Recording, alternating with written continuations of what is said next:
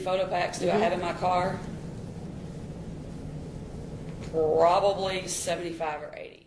And again, if you've got 75 of them in your car, how would you have gone about selecting which ones you showed to this victim at the scene? Based on a description a person tells me. Okay. And, I mean, again, what was the description? Blackmail, we know that much.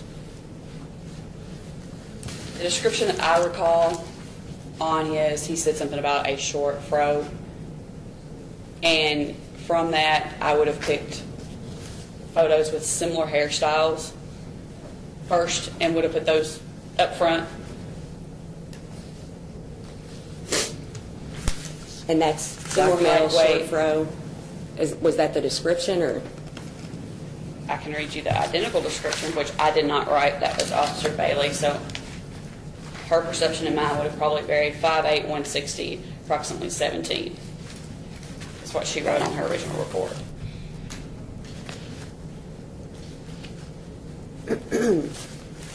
And, I mean, did you get those types of figures from him when you got there, or was it just blackmail, short fro? I got height, weight.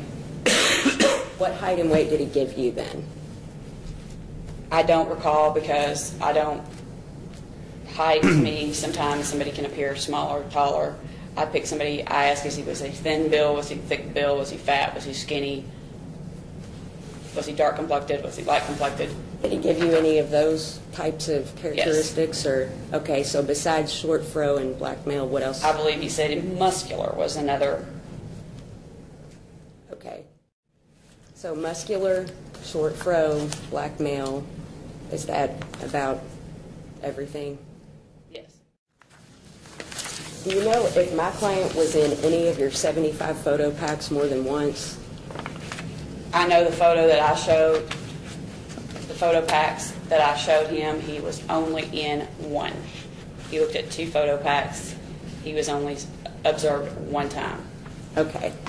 He was only observed one time? You mean? That's the one. He was not in the other photo pack 3 times. He was not in the other photo pack at all. He was in this photo pack right here. Of the 12 pictures he saw, you're saying he was there one time. Was in there one time. Okay. Do you know if any of the people in these 75 photo packs repeat in any other one? In some of the ones that, yes.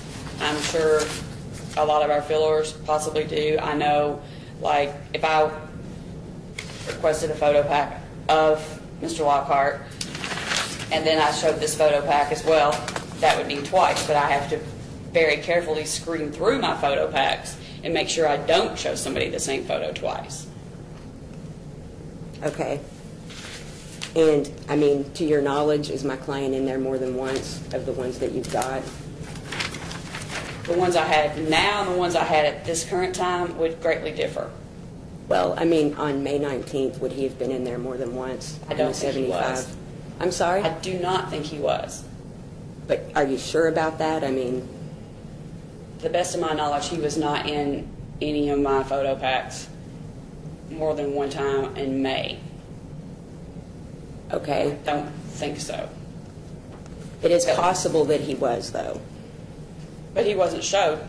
The victim wasn't. Okay. He was in my car, so...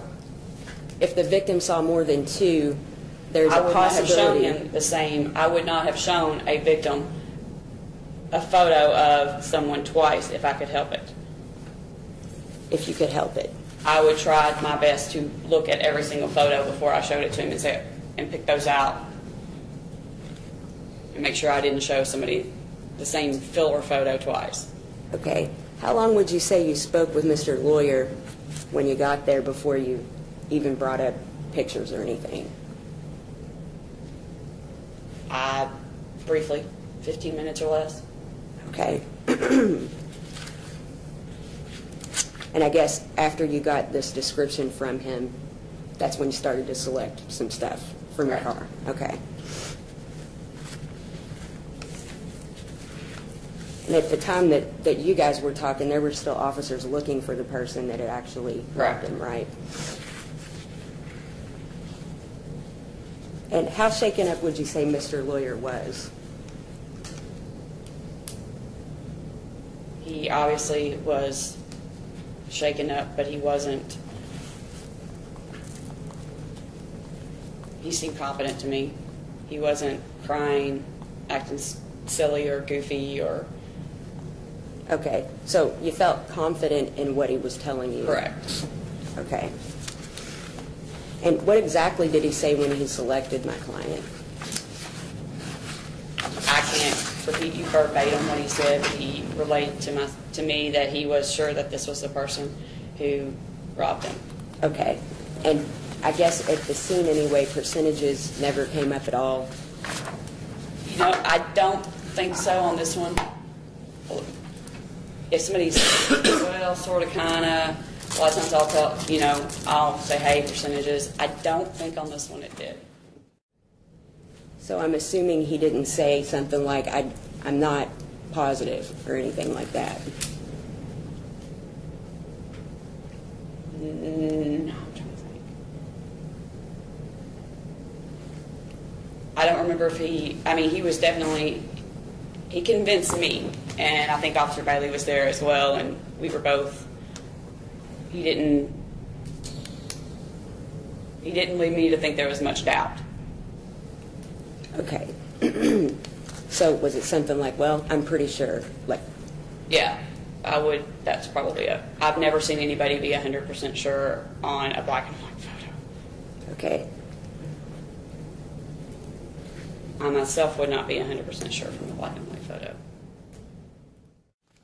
Do you recall what clothing the person had on? Who had on? The suspect.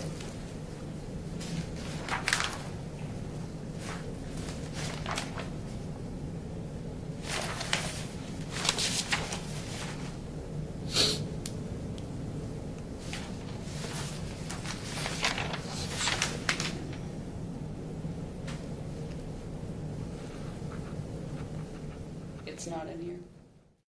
And again, I mean, as soon as this identification by Mr. Lawyer was made, you went to my client's mother's residence, right? Correct. Okay. Because you felt like you had enough to take him into custody. Correct. And you investigated another robbery first at this same location, didn't you? Yes, I have previously. Okay. And just to be clear, this robbery that my client's charged with was on May the 19th, right? Yep.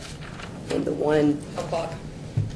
the other one that we're discussing happened on May the 20th, is that right?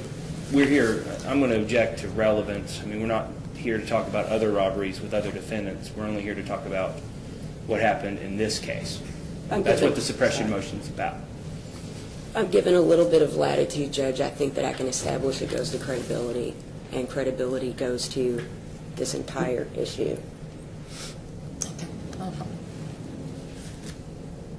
The other robbery happened on the 20th, correct? Yeah, that sounds about right. Okay. The individual responsible for that has been charged. Correct. And Montez Wade, Correct. who we're talking about, okay? He actually even admitted being at the scene on the 20th. Yes. Okay. To you, right? Yes. You were the lead on that case. Myself, and there's other robberies that on another division. But you're the lead on this one, right? Correct. Okay. Because Montez Wade actually has like 3 other counts of robbery. Those are the other ones. Is that correct? Yes. Okay. Do you happen to know if Montez Wade was amongst any of the 75 photo packs that you carry in your car? At that time, yeah, I don't remember if he was a suspect. I'm sure probably he is. Okay. Or he was. He is not in the one in discovery, correct? That my client is also No. in. Did you take photo packs to the scene on the 20th as well? Your Honor, I'm going to renew my objection. Now we're talking about a whole other issue that I have no knowledge of. Well, Judge, I didn't either until I investigated it myself and learned of it. And again, this goes to credibility. Well, and it goes to credibility if we go to trial on it. Not necessarily it's relevant for suppression issue. What we're trying to determine is based on Beecham versus Commonwealth and Atkins, we're dealing with the Biggers test. Based on that, we're trying to determine whether her first initial photo pack was unduly suggestive, and if so, we don't think it is, but if so, there's a second problem. Not what happened on another date with a case that I'm not assigned to, that I've never heard of, and a questioner on this. This is, it wouldn't even be relevant, I think, in trial, but it's definitely not relevant now. Again, it goes to credibility, and that is because credibility goes to whether the police procedures were unduly suggestive.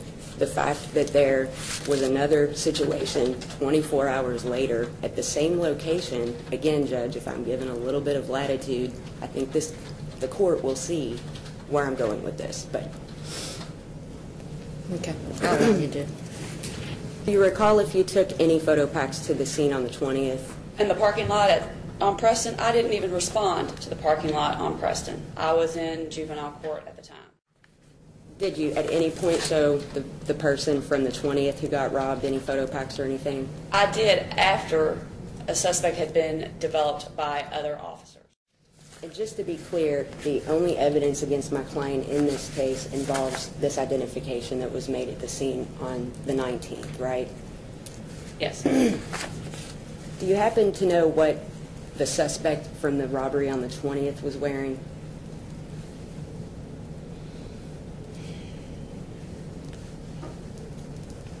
Which time? I'm talking about the robbery on the 20th. Do you recall what the suspect was wearing? No. I had called down there after the original date. He didn't show up. How quickly did that date come up after the crime happened? Any idea? No. Okay. He didn't live where, I guess there was documentation that he lived, right? At his mother's apartment. Okay. I'm assuming that was his last known address. It wasn't because any additional evidence was gathered against him, right? That he went from an attempt to locate. Okay. Because by the time you were attempting to locate him, Montez Wade had already been charged with the other robbery. Is that correct? I put the juvenile petition in on 5/21/09. And Mr. Wade was arrested on 5/21/09, wasn't he? I don't have that case file in front of me, so Okay. if that's what the records say, then he probably was arrested on. Did you consider going back and trying to determine if maybe this wasn't an accurate identification? No, because Mr. Wade and Mr. Lockhart do not look similar. Mr. Wade is much taller and has a very pronounced tattoo on his neck. Okay. And it's big. Okay. And they just don't look anything alike, do they? I don't think they look very similar. No, their height's off. The tattoo would be a big thing. It would be shocking if their descriptions were the same from the 19th to the 20th then, I guess. On height, weight, and lack of a tattoo, yes. Did you consider trying to go back, maybe not give him an indication, but try to get a better description? From Mr. Lawyer, I'm sorry.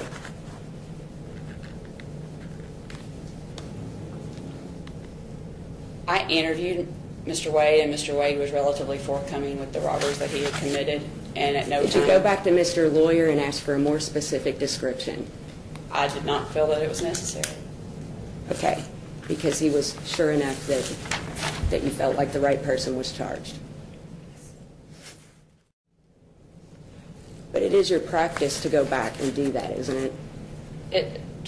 When time allows, or I can make contact with the victim, or I feel there's a need. Okay. I talk to victims numerous times. And how many times have you spoken with Mr. Lawyer? On the scene. Have you spoken to him since then? I don't remember if I called him and told him I filed a petition or not. Okay. But in your experience, someone's description they give hours, even days after a crime is better, isn't it? It can be. And in this case, I felt Mr. Lawyer was confident. He was not emotionally distraught. I did not feel that one was needed or in order. Okay, so his description of the scene would actually be the best one. I guess. His identification of the suspect at the scene from my photo, his level of confidence led me to believe he was accurate. Okay. Accurate enough that despite the fact that somebody else got charged with another one 24 hours later, he was confident enough you didn't think you needed to get anything more from him. The descriptions were not, in my opinion, similar. Okay. And if you check your records, there's probably, within a block radius, there was probably 4 or 5 other people who were charged with street robberies. Including Montez Wade. Yes, and various others as well. But I didn't find Mr. Wade a suspect or any of those others that were arrested either. If you've got a good description and nobody matches better, Mr. Wade, I would not confuse the two. And I've seen them both in person. If you've got a good description and nobody matches better, then... Right. Mr. Wade did not fit the criteria, the height. The height. The height, the weight, the tattoo. Did you pull the 911 on either of these robberies after the fact? Or, okay. At any point, did you tell Mr. Lawyer that he was more certain than most people? Or more sure than most people? I don't recall. Is that possible? Yeah, possible. Do you recall referring to them as frequent flyers? I have called my frequent flyer pack in my car, yes. Or the usual suspects? No, not something. Frequent flyers I do use occasionally. Do you say that to your victims ever, or? They're usually just other officers. Or the grand jurors? Possibly. Maybe members of the frequent flyer program. With regard to Mr. Wade's case, he was also charged by you as the lead detective, right, on another robbery on May 19th. Yes, I've got 2 cases. Okay. And that one happened about 3 o'clock in the afternoon. Yeah. Okay. And you did respond to the scene that time with Correct. photo packs, right? Yes. And Your Honor, did the we're victim getting- identify anyone? Objection. Now we're getting into another robbery that, first of all, the Commonwealth has no idea about because it's not my case.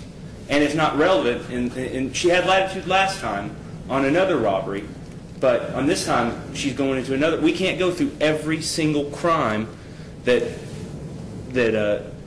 happened on May 19th and 20th because it's not relevant to whether this defendant was shown an improper photo pack. If I'm given a little latitude, I can show numerous identifications that resulted in a later finding that they could not have been correct, and that is what I am getting into, and it goes directly to credibility, Judge. And may I speak? May I respond? Your Honor, credibility is an issue for the jury. It's not an issue in a suppression hearing. An issue in the suppression hearing is, was there state action, and based on the Niels versus Viggers test, was there a violation of the constitutional rights? If she wants to get into credibility with the officer, that's what the jury's for, not a legal determination whether or not this defendant was shown a bad photo pack. Judge, a pattern of bad identifications it goes to credibility as to the suppression issue. We all know how willing juries are to believe identification testimony. Most people who are exonerated by DNA were the victims of bad identifications. To just say, well, you don't really even get what do we get into at the hearing then?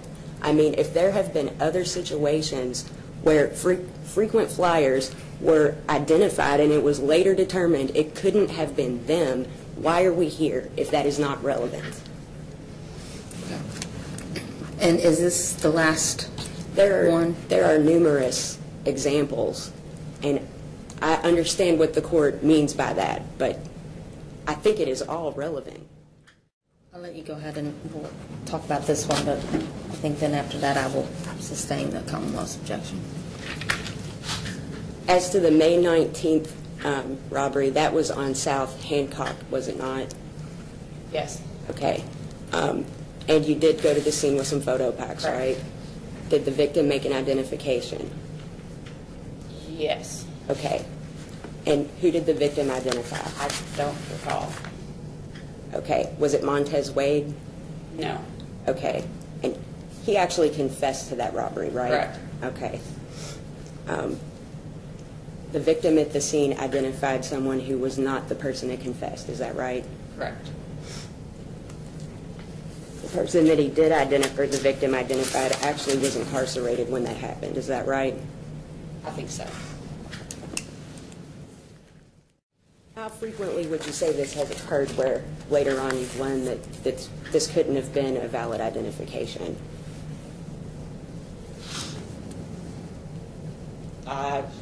Frequency on a percentage, I'd say maybe 5%. Okay. Because you've done thousands of... Of photo packs. I've showed hundreds of photo packs. I've made thousands. Okay. There have been other situations, though, where the suspect was incarcerated that had been identified. Correct. Okay. Would you say that's happened maybe 5 times, 10? I can think of twice that it's happened to me. Okay. Just twice?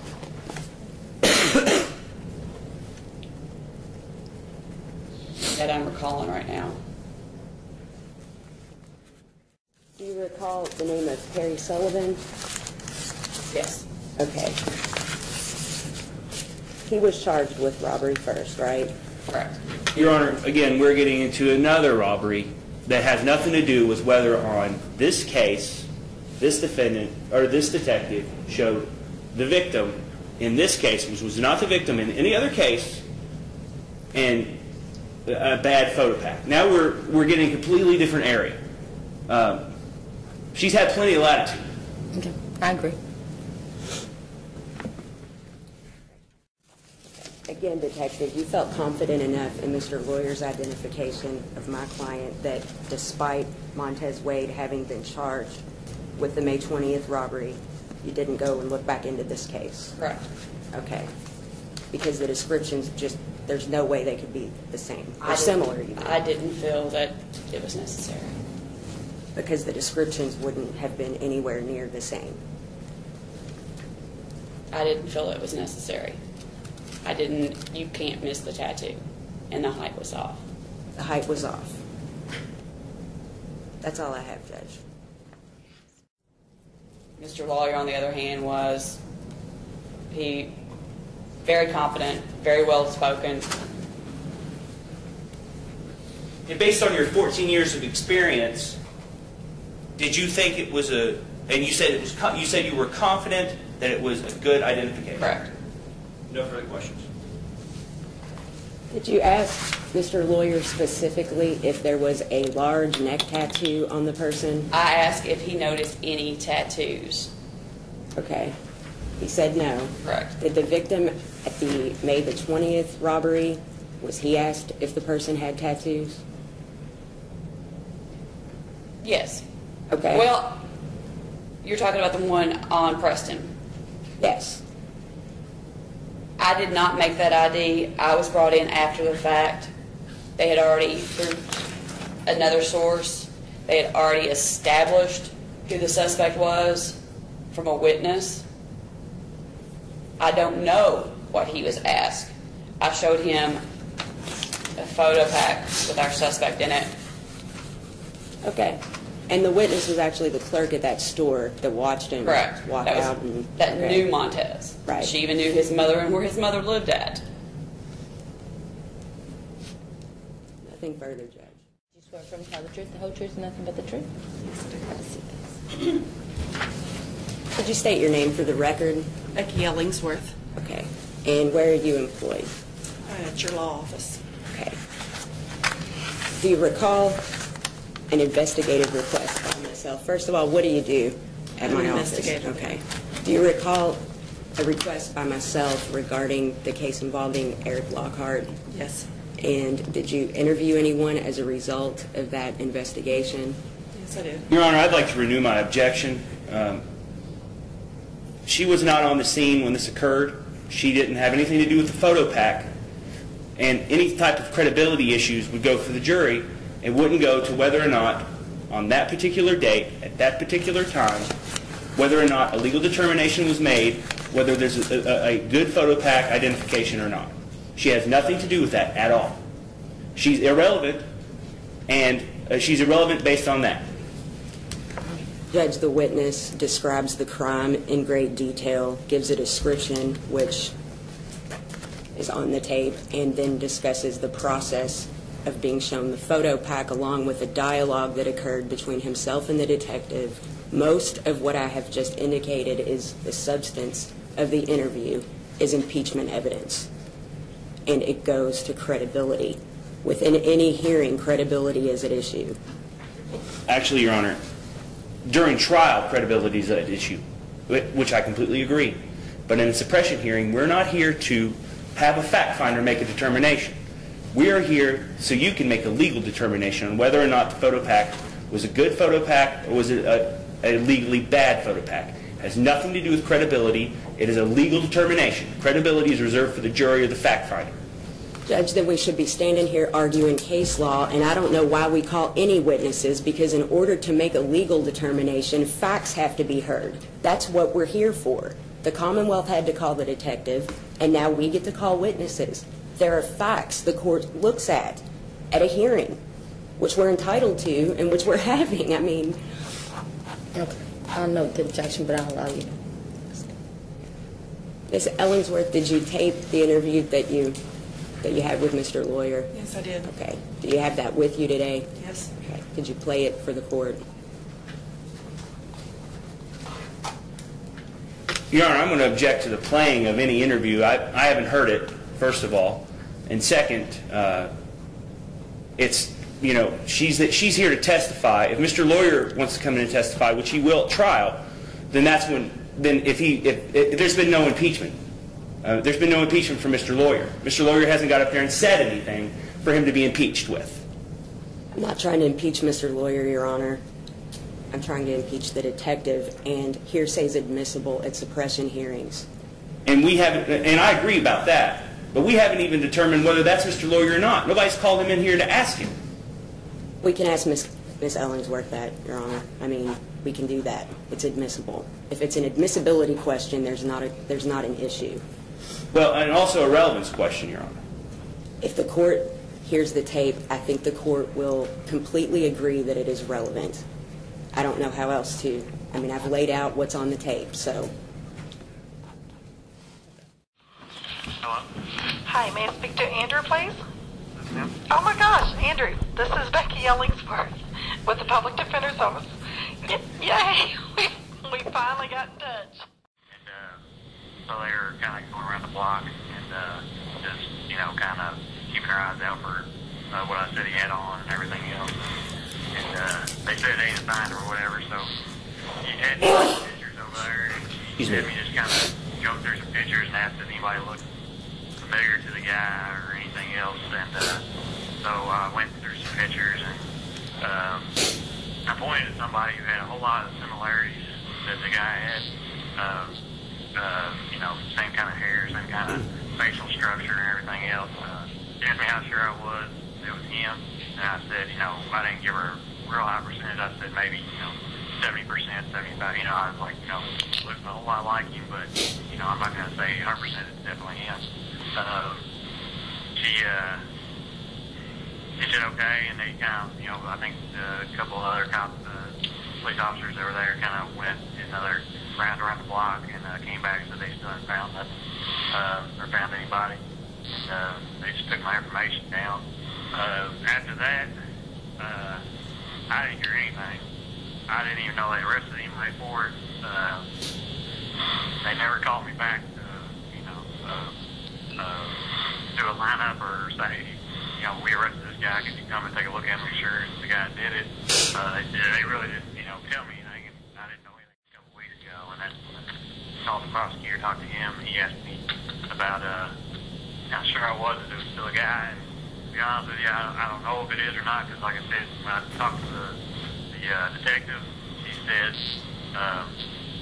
those pictures were black and white, and they said that they might be, 2, 3, 4 years old, some of the pictures. And so, that's the only thing I really had to go on as far as, anything. It's just, a bad picture taken, maybe 3 or 4 years ago, Or to see and He kept asking me, to put a percentage on how much I still thought was him, and I told him, maybe 75%, somewhere in there.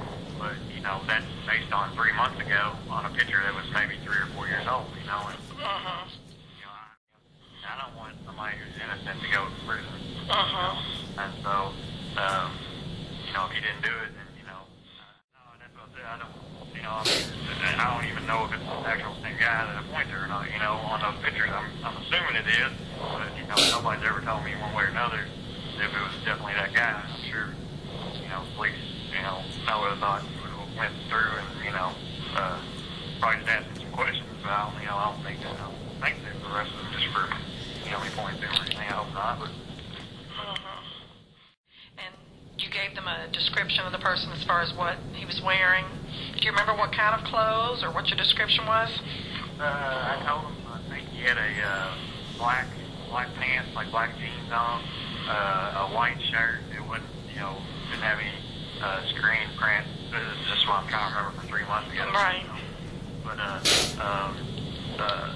tennis shoes. He had like as a black male, and he was probably around somewhere between 5'10" and 6'1", somewhere in that neighborhood, and he was skinny and had a small afro. How old or? He was younger. He was probably somewhere between 18 and 23, I would think. Okay. That'd be good. And about how, you said about 5'10" or 6'1". What about weight? You said skinny, but... Yeah, he's probably, I would say, 160 to 180, somewhere in the neighborhood, maybe. It's the May 19th call. Yes, it is.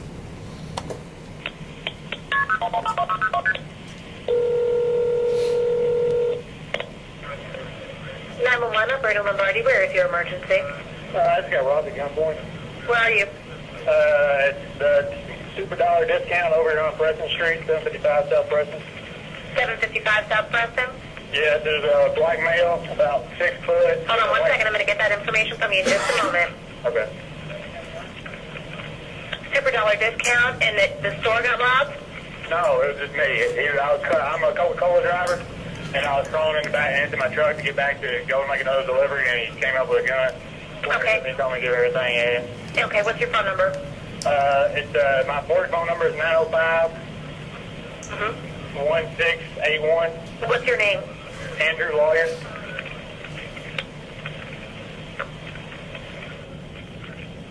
Hold on just 1 second. Okay.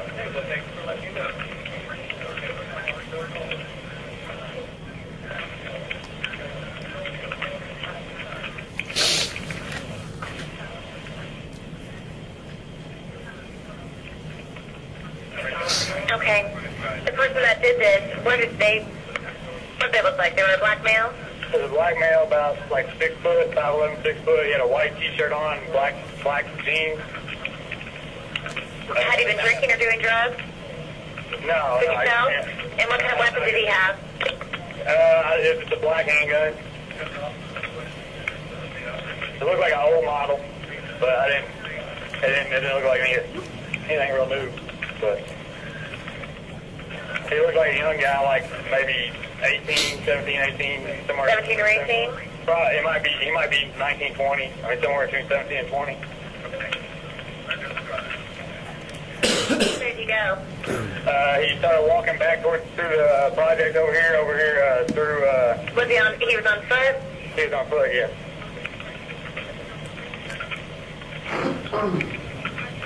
And the projects are behind that location?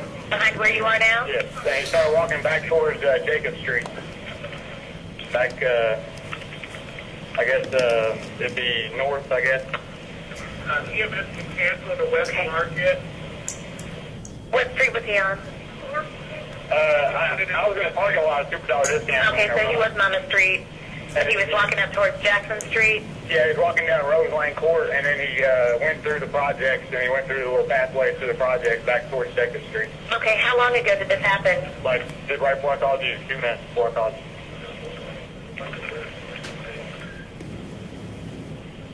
Okay, are you hurt at all?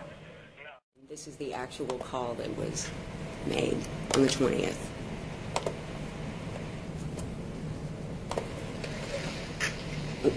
That's 911 operator Elmore. Where's your emergency? Smoketown Dollar Plus. What's the address? 755 South Preston Street. 755 South Preston. And the name of the business? Smoketown Dollar Plus. Smoketown Dollar Plus? Yes, ma'am. And the phone number you're calling me from?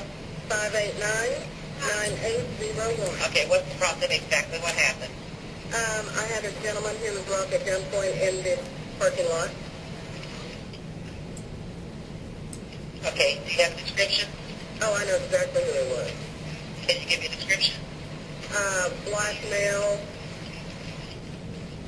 probably roughly about, 62, wearing black blue jeans, sagging, with a belt, has on a dark t-shirt, white t-shirt, I'm sorry. A black t-shirt? White. A white t-shirt. And his name is Montez.